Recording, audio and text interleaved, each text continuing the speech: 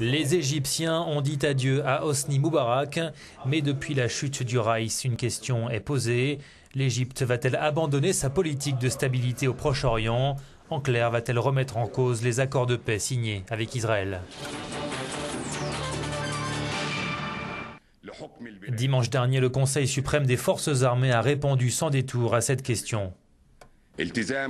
La République égyptienne s'engage à respecter les accords régionaux et internationaux. Une déclaration qui a rassuré l'État hébreu.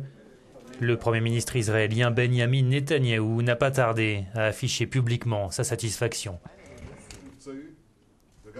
Le gouvernement israélien se félicite de l'engagement du pouvoir militaire égyptien de respecter le traité de paix conclu avec l'État hébreu.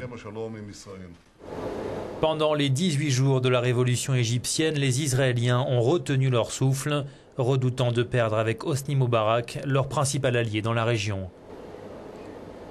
Mais en dépit des discours d'apaisement, certains analystes israéliens, comme ce politologue, craignent que les relations entre les deux pays ne se détériorent.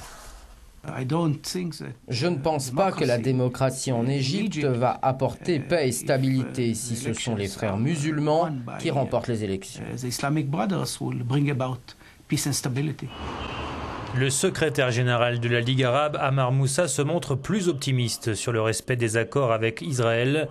Pour lui, la position de l'Égypte est claire depuis la déclaration officielle de l'armée.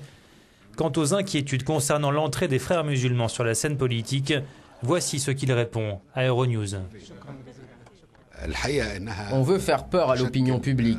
On a bien vu lors des rassemblements en Égypte que les frères musulmans représentaient qu'une seule partie des manifestants et non l'ensemble. Ils n'avaient pas une position de leader. Ils n'étaient pas les instigateurs de cette révolution. Ils faisaient simplement partie des manifestants.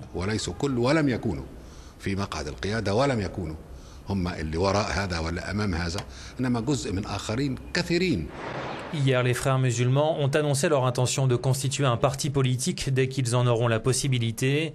Fondée en 1928, la confrérie était interdite mais tolérée sous le régime d'Hosni Moubarak.